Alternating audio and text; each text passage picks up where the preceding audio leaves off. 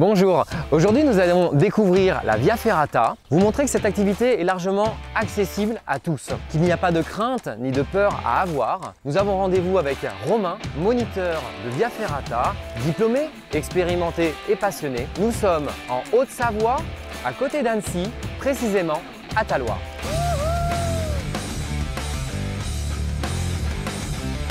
Salut Romain! Salut Charles!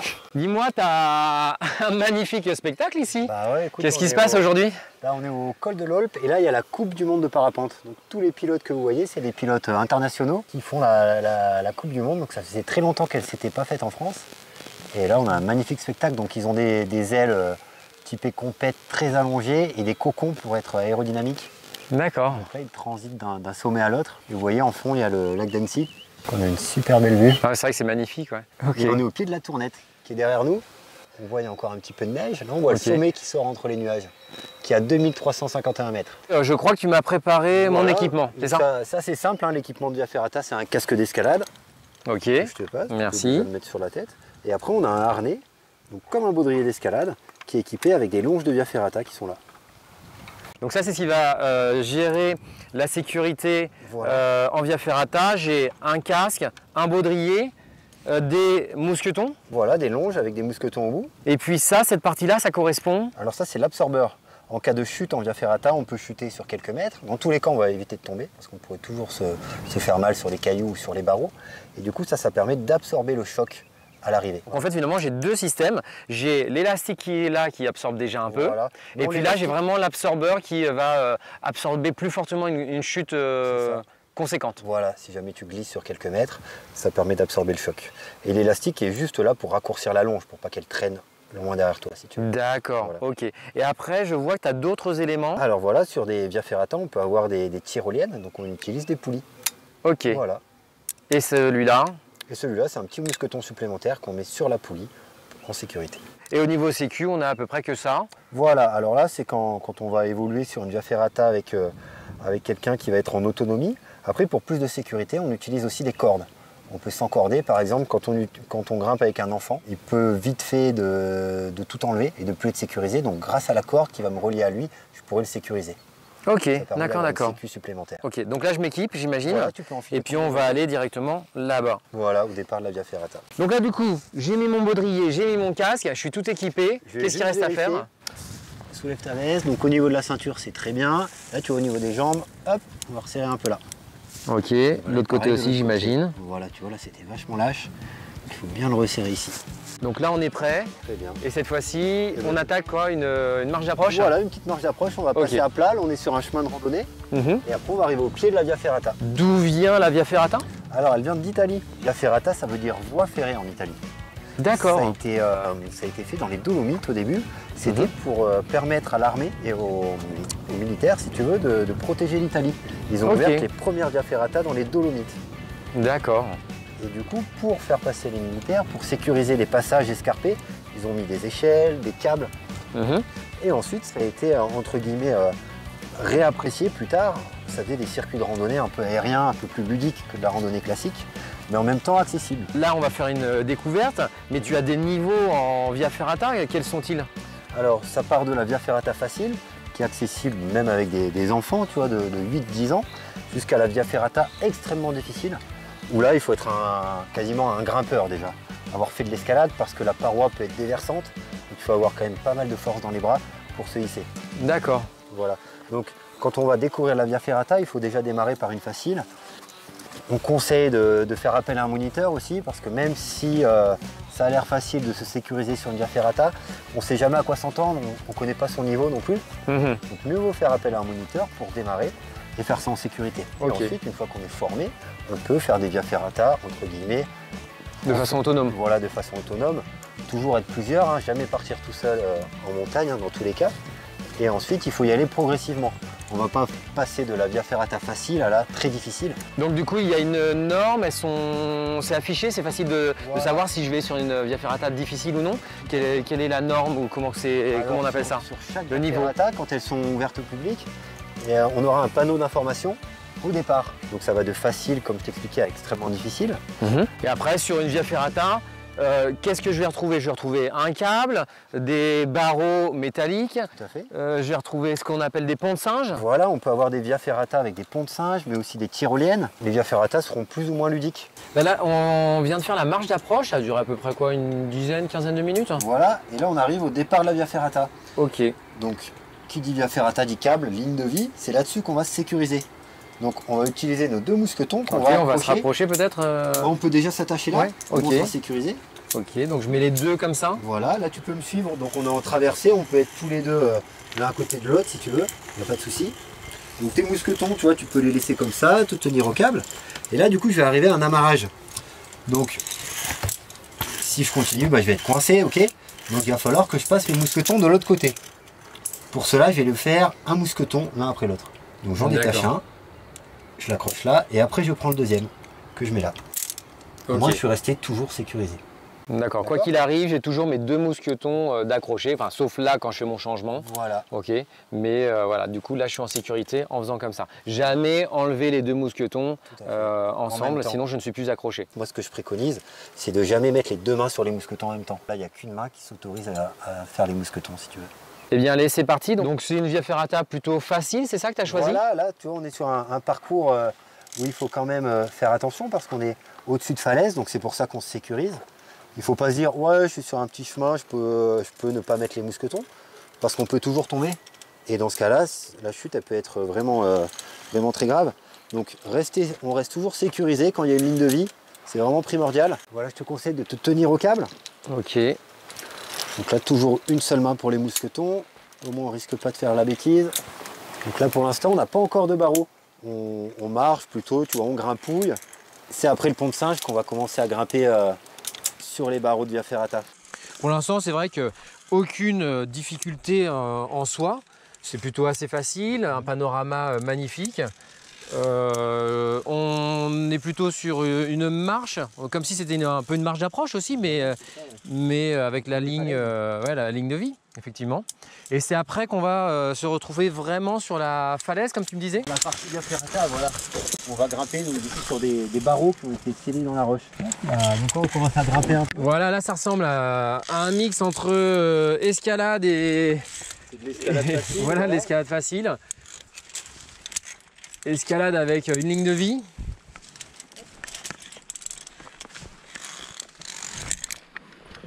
Alors on va arriver dans la grotte. Ok. Ah oui, c'est assez sympa. C'est joli, hein. Ouais, tu m'avais prévenu. Ok. Donc là, on va grimper par là, tu vois, sur ces barreaux à l'aide du câble. Ouais. Et après, on va passer dans un petit trou et ressortir sur la paroi là-haut. Donc on continue à s'assurer comme on a vu tout à l'heure. Ouais. Ça marche, toujours les mousquetons un par un.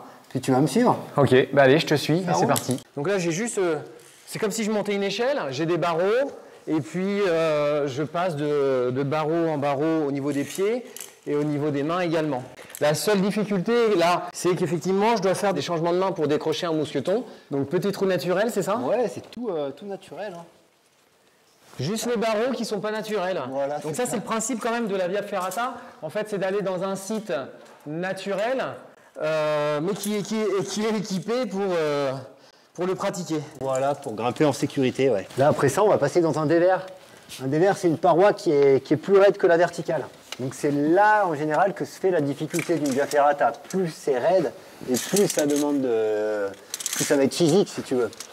Donc c'est là qu'il faut connaître un peu ses limites, tu vois. Parce que si tu vas dans une via ferrata trop difficile, tu risques de plus avoir assez de force pour lâcher une main et accrocher tes mousquetons. D'accord. Donc c'est là qu'il faut savoir jusqu'où on peut aller en difficulté. Ok, donc là, en qualité, certainement physique, quelles sont-elles en général? Alors il faut un minimum de conditions physiques parce que ça s'apparente à de la randonnée, tu vois. Des fois, avec la marche d'approche, elle est physique. Là, il faut bien que tu attendes avant de grimper. Et après, suivant les via ferrata, plus ou moins de force dans les bras et dans le haut du corps. Ouais. Super. Donc, dans les dévers, en général, il faut pas traîner. Parce que plus on met de temps et plus on fatigue les bras.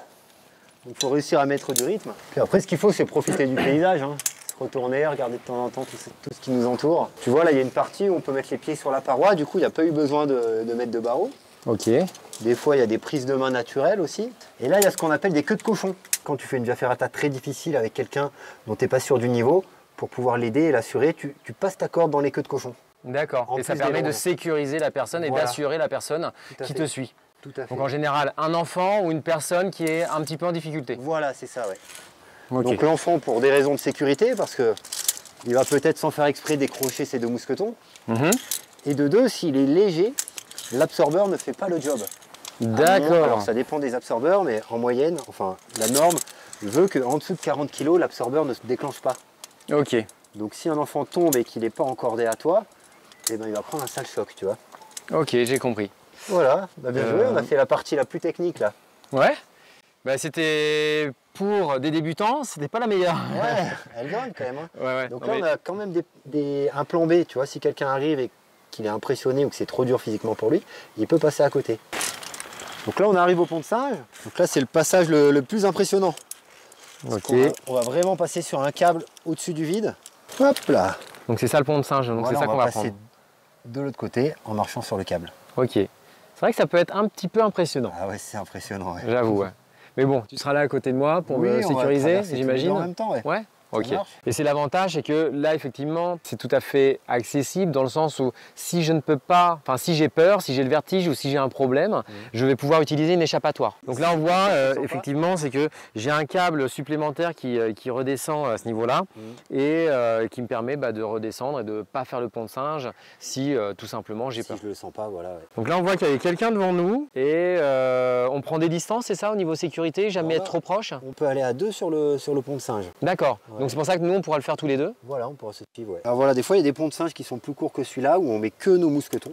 D'accord. Okay, et là on a fait un truc, c'est qu'on a installé 2 câbles. Donc on va mettre nos mousquetons sur le câble du milieu et on va mettre notre poulie sur le câble du haut. Ok, En fait, donc vu qu'il est montre-moi très long- ça pour que je sache faire, tout simplement. Donc là tu vas mettre ta poulie dans ce sens-là. Hop, Donc, voilà hop, ici. ok. Cette partie- Et là, ça roule. Voilà. Donc là ça va te permettre, tu vas voir quand tu es au milieu, tu vas te sentir un peu retenu. Ça casse un peu la peur du vide aussi. Okay, et si jamais ça va pas, et ben tu vois, hop, à peine tu fais ça, tu es pendu dans ton baudrier. Alors Ok. que si tu tombes sur tes longes, tu vas tomber en dessous, tu vois. Oui, puis ça fait ressort. Voilà, c'est ça. Et là Ok. même, tu vois, si on a envie, on peut y aller en tyrolienne. Tu vois, Ok. si je pars comme ça, je file en tyrolienne. Ok, dans tous les cas, voilà, au pire, s'il arrive un problème, que je suis complètement tétanisé, Voilà. tu peux tout à fait me tirer en tyrolienne. Voilà, ça passe plus ok. vite. et ça- Est-ce que celui-ci, je dois l'utiliser? Non, celui-là, tu peux le ranger. Donc je le range. On l'utilisera sur les Je tirs. le remets à la maison. Donc là, je mets les pieds donc, sur le cap du bas. Je vais y aller en pas chassé, tu vois. Ok. Et moi, je te suis, c'est ça? Et là, tu peux me suivre, ouais. Ok. Et après, tu mets une main de chaque côté de la poulie. Une main de chaque côté de la poulie. Et puis, soit en pas chassé, soit en pas croisé. Ouais, moi, je préfère en pas chassé. Après, c'est D'accord. pour moi, ouais. Ah, mais moi, j'aime bien faire la danseuse, tu vois. D'accord. Je vois ce paysage magnifique et les couleurs magnifiques, les différents verts des arbres, c'est juste exceptionnel. Et puis à l'automne aussi, c'est super beau. Souvent, on dit j'ai vertige, mais c'est quoi? C'est une crainte du vide. Qu'est-ce que c'est donc? La via ferrata, ça permet aussi de travailler sa peur du vide. Hein. En venant sur une via ferrata, on peut vaincre cette peur qui est finalement pas un vertige, tu vois.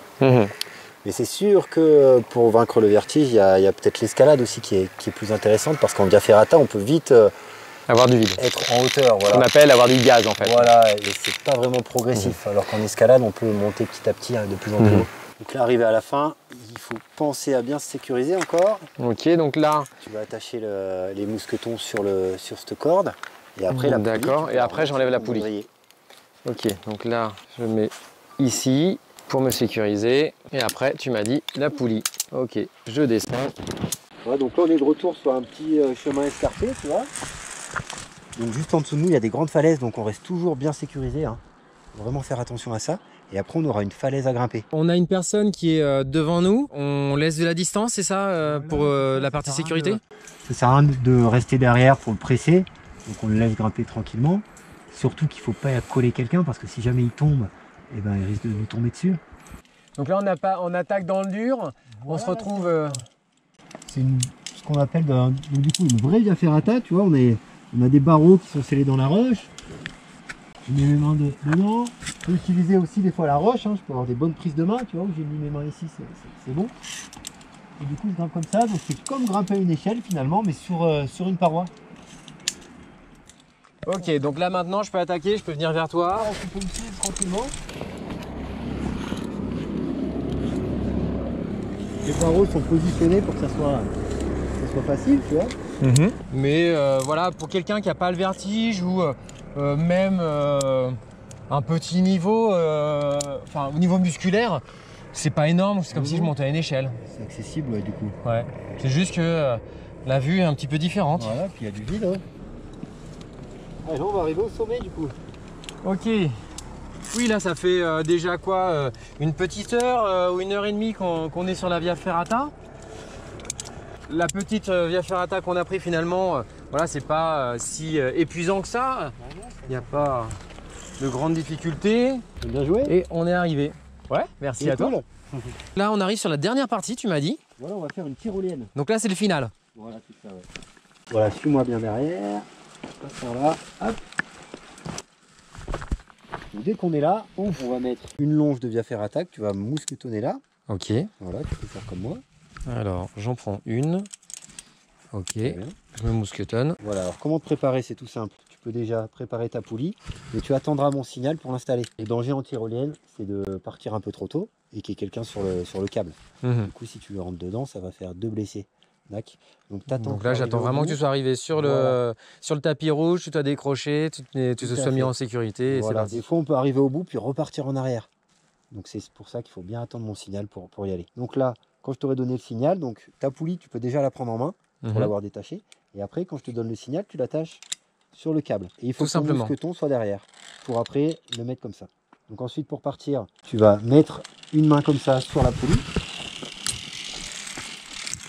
On descend par là.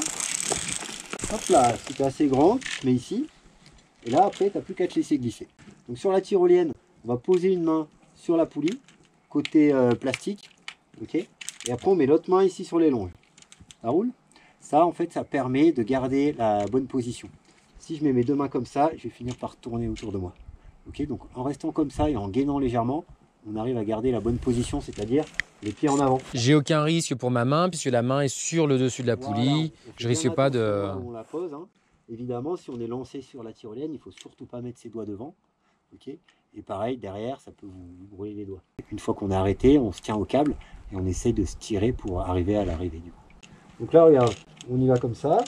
Et ce qu'il ne faut surtout pas faire, c'est sauter au départ de la tyrolienne. Parce que si on saute, la poulie risque de se mettre de côté et là du coup elle marche pas vite. Est-ce que je dois prendre de la vitesse, de l'élan, pousser? Non, pas forcément. Il vaut mieux pas parce que c'est réglé pour arriver à la bonne vitesse. Si tu pousses, tu risques d'arriver trop vite à l'arrivée et là tu peux avoir un choc aussi. À toutes.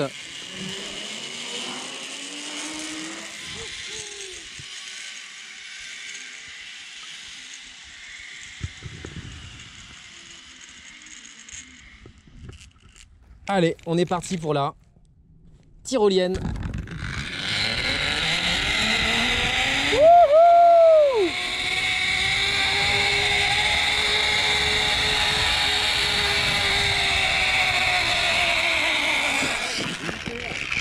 Nickel. Hop.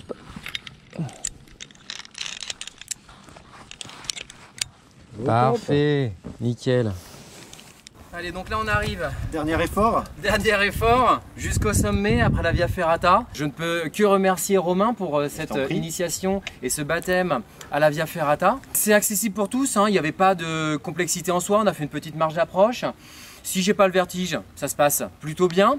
Après, il suffit juste d'avoir un petit peu de physique, savoir monter à l'échelle, plusieurs barreaux. Voilà, après, c'est aussi parce que voilà un petit peu de randonnée. On est en aussi. montagne, à l'altitude, mais en soi, rien de compliqué. Si demain, vous aussi, vous souhaitez tester la Via Ferrata, notamment avec Romain, vous pouvez tout à fait le contacter. Vous trouverez ses coordonnées en bas de la vidéo. Nous le retrouverons sur Annecy ou sur sa base d'Angon. Qui s'appelle Montemedio. Montemedio, exactement.